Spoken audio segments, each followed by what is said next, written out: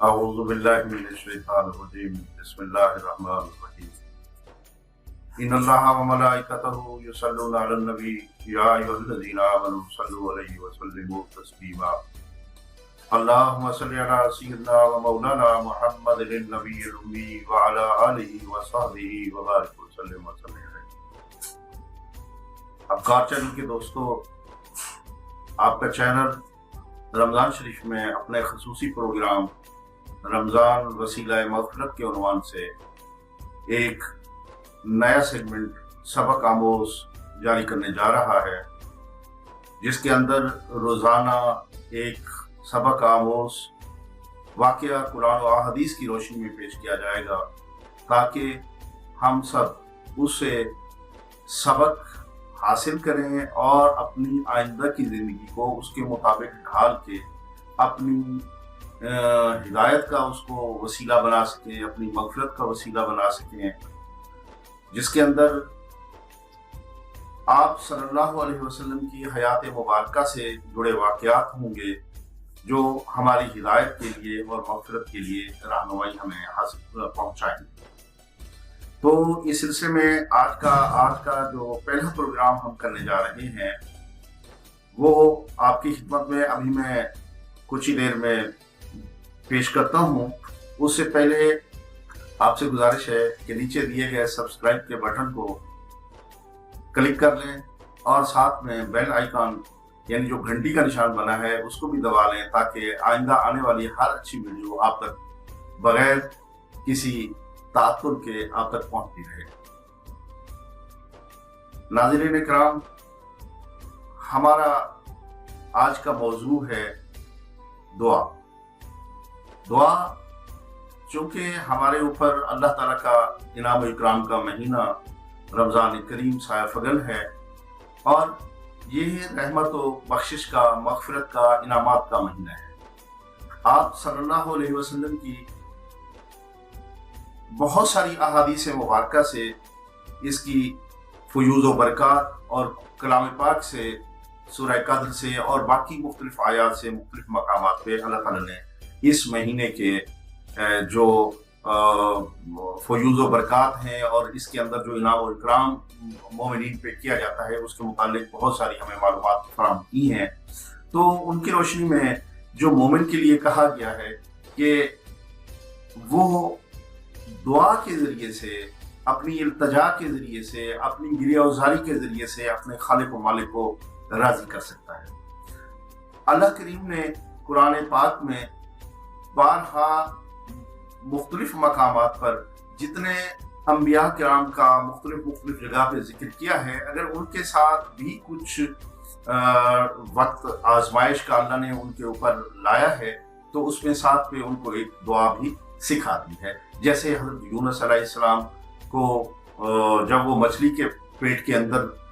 تشریف فرما تھے تو اس دوران ان کو چند کلمات سکھا دیے اللہ پاک نے، جو قرآن پاک میں ہمارے لیے ذکر کر دیے ہیں۔ اسی طرح سے حضرت آدم علیہ السلام کو، حضرت ایوب علیہ السلام کو، حضرت یوسف علیہ السلام کو، تو یہ مختلف دعائیں قرآن پاک میں ہمیں انبیاء کی طرف سے بتائی گئی ہیں منسوب کر کے، کہ انہوں نے بھی اگر ان کے لیے کوئی مشکل اور کڑا وقت آیا جو اللہ کی طرف سے ان کے لیے ایک امتحان تھا، ایک آزمائش تھی، تو اس وقت اللہ پاک نے ان کو پھر وہ چند کلمات بھی سکھا دیے جن کے ذریعے اپنی رضا کا اظہار فرمایا۔ تو مومنین جب انبیاء کرام کے نقش قدم پہ چلتے ہوئے اس دعا کو اپناتے ہوئے اللہ تعالیٰ سے اپنی عافیت و مغفرت طلب کرتے ہیں تو اللہ تعالیٰ ضرور اس کو قبول فرماتے ہیں۔ اللہ پاک نے فرمایا کہ وَإِذَا سَأَلَكَ عِبَادِي أَنِّي فَإِنِّي قَرِيبٌ أُجِيبُ دَعْوَةَ الدَّاعِ إِذَا دَعَانِ، کہ جب میرے بندے میرے متعلق سوال کریں تو اے پیارے ان کو فرما دیجئے کہ میں ان کے قریب ہوں اور ان کی پکار کو سنتا ہوں اور قبول کرتا ہوں جب مجھے کوئی پکارنے والا پکارتا ہے۔ تو ہمیں چاہیے کہ ہمیں اپنی عافیت و بخشش اس دنیا کی اور آئندہ آنے والی جو ہمیشہ کی زندگی ہے اس کی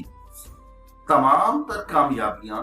سمیٹنے کے لیے ہم اللہ تعالیٰ سے بارہا مانگیں اپنی تمام تر ضروریات۔ ہمارا خالق، ہمارا مالک، ہمارا قادر،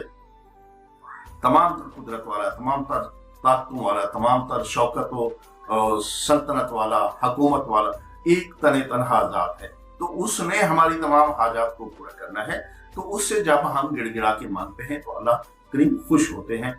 جس طرح سے آپ صلی اللہ علیہ وسلم کی زبان مبارک سے ہمیں بتایا گیا ہے کہ الدعاء مخ العبادہ، کہ تمام عبادات کا مغز دعا ہے۔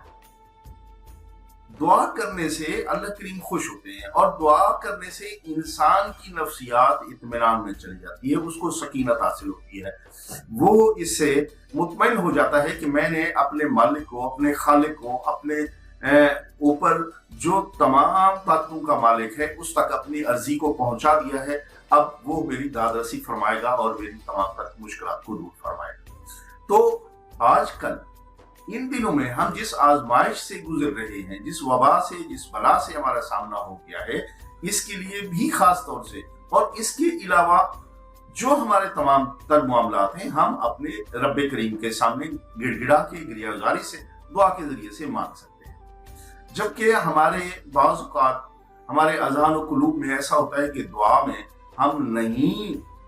صحیح کنسنٹریشن رکھ سکتے، نہیں اپنی صحیح توجہ رکھ سکتے، نہیں ہمیں صحیح طریقہ پتا ہوگا، تو بارگاہ رسالت صلی اللہ علیہ وسلم نے ہمیں جو طریقہ وہاں سے ہمیں موصول ہوا ہے، جو ہمیں وہاں سے سکھایا گیا ہے، ہمیں چاہیے کہ ہم اس کے ذریعے سے اپنے رب سے رابطہ قائم کریں اور اپنی عرضیاں وہاں تک پہنچائیں۔ تو دوستو، آپ صلی اللہ علیہ وسلم نے اپنے پیغام کے ذریعے سے، اپنے عمل کے ذریعے سے ہمیں بتلایا ہے کہ اللہ کریم یہ چاہتے ہیں کہ جب آپ اپنی دعائیں میرے پاس بھیجو تو نبی کریم صلی اللہ علیہ وسلم کی ذات مبارکہ پہ دعا کرنے سے پہلے بھی اور بعد میں بھی ان سے مزین کر کے بھیجو، یعنی آپ کے وسیلہ جلیلہ سے، آپ کی ذات اقدس پہ درود شریف پڑھنے کے بعد جب ہم دعا کریں گے تو اللہ پاک اس کو اور زیادہ شرف قبولیت عطا فرمائیں گے۔ ورنہ احادیث کے جو الفاظ ہیں، کہا یہ ہے کہ دعا معلق رہتی ہے، یا دوسرے مفہوم میں کہ دعا وہ پھر اللہ کی، ویسے بھی اللہ کی مرضی سے ہوتی ہے، لیکن اللہ کریم کہتے ہیں کہ جب درود شریف کے ساتھ آتی ہے تو میں اللہ اس کو ضرور قبول فرماتا ہوں۔ تو درود شریف بھی ہم اس سے پہلے اور آخر میں ضرور پڑھ لیا کریں، اور اپنی دعاؤں کو آپ صلی اللہ علیہ وسلم کی بتائے ہوئے طریقوں اور انداز کے مطابق جب اللہ سے مانگیں گے تو اللہ کریم ضرور قبول فرمائیں۔ نبی اکرم صلی اللہ علیہ وسلم رسالت مآب رحمت دو جہاں کا دور مبارک ہے۔ آپ کی حیات مبارکہ کے اندر، آپ کے ماحول کے اندر، آپ کے محلے کے اندر آپ کے ایک دوست، آپ کے ایک صحابی علیل ہو گئے۔ آپ ان کی عیادت کے لیے ان کے گھر تشریف لے گئے۔ وہ صحابی اپنی شدت تکلیف سے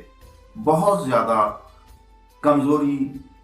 بہت زیادہ ضعف کے اندر مبتلا تھے، یہاں تک کہ اکثر اوقات انہیں پتہ بھی نہیں چلتا تھا کہ یہ کون ہے، اور ان کی پہچان نہیں ہو پاتی تھی۔ تو اس حالت میں آپ صلی اللہ علیہ وسلم وہاں تشریف فرما ہوئے تو آپ کی برکت سے آپ کو دیکھ کے وہ فرد مسرت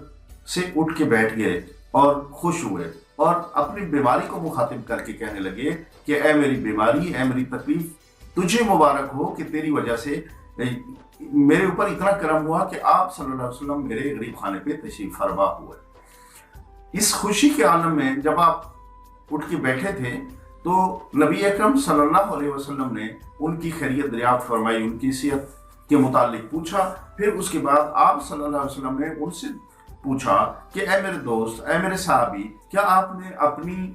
صحت مند زندگی کے اندر کبھی کوئی نامناسب دعا تو نہیں مانگی؟ انہوں نے کہا جی کچھ مجھے یاد تو نہیں پڑتا، بارہا یاد کرنے کے بعد انہیں کچھ یاد نہ آیا، لیکن پھر آپ صلی اللہ علیہ وسلم کی برکت سے، آپ کے وہاں پہ تشریف فرما ہونے کی برکت سے اللہ پاک نے ان کے دماغ میں وہ ڈال دیا۔ وہ کہتے ہیں ہاں مجھے ایک یاد ہے کہ میں جب اپنی گناہوں کو، اپنی کوتاہیوں کو، اپنی لغزشوں کی کثرت کو دیکھتا تھا تو پھر مجھے خوف آتا تھا، اور میں اس خوف کے عالم میں اللہ پاک سے کہتا تھا کہ اے اللہ کریم، میرے جو گناہ ہیں ان کے بدلے جو میرا عذاب بنتا ہے، جو میری سزا بنتی ہے، وہ مجھے اس دنیا میں دے دیجیے تاکہ آخرت میں مجھے اس سزا کا سامنا نہ کرنا پڑے۔ تو یہ دعا میں بار بار کرتا رہا۔ جب میں نے بار بار کی تو اس کے کچھ دنوں بعد میں بیمار ہو گیا اور میری یہ حالت ہوگی، اور میں سمجھا کہ اب میرا کام تمام ہو چکا۔ یہ آپ کے تشریف لانے کی وجہ سے میرے اندر یہ سکت پیدا ہوگی اور یہ خوشی سے اس جذبے سے میں اٹھ کے بیٹھ گیا، ورنہ تو میں بالکل ہی اٹھنے کے قابل نہیں رہ گیا تھا۔ آپ صلی اللہ علیہ وسلم نے ان کی یہ بات سننے کے باوجود ان سے تھوڑا سا برہمی کا اظہار فرمایا۔ آپ نے فرمایا تو یہ تو نامناسب دعا ہے کہ ایک بندہ اپنے خالق سے، ایک مخلوق اپنے خالق سے یہ کہہ رہی ہے کہ مجھے عذاب دے دے، کہ بندے کی سکت ہی کیا ہے۔ بندہ تو اپنے مالک کے سامنے چیونٹی سے بھی کمتر ہے، وہ کتنا اس کا عذاب سہ سکتا ہے، جبکہ اس کے جتنے بھی گناہ ہوں، اس کی جتنے بھی لنسیں ہوں، اللہ کریم تو کہتا ہے کہ اے میرے بندے تو زمین و آسمان کے برابر گناہ لے کے آ، لیکن میری رحمت ان سے بھی وسیع ہے، تجھے اپنی زندگی کے اندر مایوس نہیں ہونا چاہیے۔ تو صحابی کہنے لگے کہ اے آقا کریم مجھے کوئی نصیحت فرما دیجئے، پھر میں کیسی دعا کروں؟ آپ نے فرمایا کہ قرآن پاک کی ایسی بہترین دعا جو جامع دعا ہے کہ ربنا آتینا فی الدنیا حسنہ وفی الآخرۃ حسنہ وقنا عذاب النار، کہ اے اللہ پاک ہماری دنیا بھی اچھی فرما دیجئے اور ہماری آخرت بھی اچھی فرما دیجئے۔ تو آپ نے ان الفاظ کے ساتھ ان کو یہ دعا سکھائی، بلکہ قرآن پاک نے تمام مومنین کو، تمام مسلمین کو یہ دعا سکھا دی۔ تو ہمیں چاہیے کہ ہم اپنے اللہ کریم سے، ان کی رحمت سے، ان کی مغفرت سے، ان کی بخشش سے، ان کے انعام و اکرام سے اپنے قلوب کو، اپنے اذہان کو وابستہ کر کے، ان کی رحمت کی وسعت کو سامنے رکھ کے اللہ سے یہ امید لگا کے دعا کیا کریں تاکہ اللہ تعالیٰ ہماری دنیا و آخرت تمام اچھی فرمائے۔ رمضان کریم کے حوالے سے آج کل ہمارے پاس ایسا مہینہ جس کے اندر فرض 70 فرضوں کے برابر، جس کے اندر نوافل فرضوں کے برابر ہو گئی ہیں، ان کا ثواب اتنا بڑھ چڑھ گیا ہے، تو ہمیں چاہیے کہ ہم اپنی دعاؤں کو، اپنی گریہ زاری کو بڑھا دیں اور اپنے اللہ کریم کو خوش کریں اور اللہ کریم سے مانگیں تاکہ اللہ تعالیٰ ہمیں اچھی دنیا اور اچھی آخرت عطا فرمائے۔ اور میں ایک دفعہ پھر گزارش کروں گا کہ تمام دوست اپنی انفرادی اور اجتماعی عبادات کے اندر، اپنے روزے، سحری اور افطاری کے اوقات کے اندر، اپنی نماز وضو کے بعد اور تراویح کی نماز کے بعد، ختم قرآن کے موقع پر اللہ تعالیٰ سے گریہ وزاری کے ساتھ گڑ گڑا کے یہ دعا فرمائیں کہ اللہ تعالیٰ ہماری موجودہ جو پریشانی بنی ہوئی ہے، عالم انسانیت کی پریشانی بنی ہوئی ہے، اللہ تعالیٰ اس سے بھی ہمیں نجات فرمائے اور اس کے علاوہ بھی ہمارے دامن اپنے لطف و کرم سے بھرتے۔ وآخر دعوانا ان الحمد للہ۔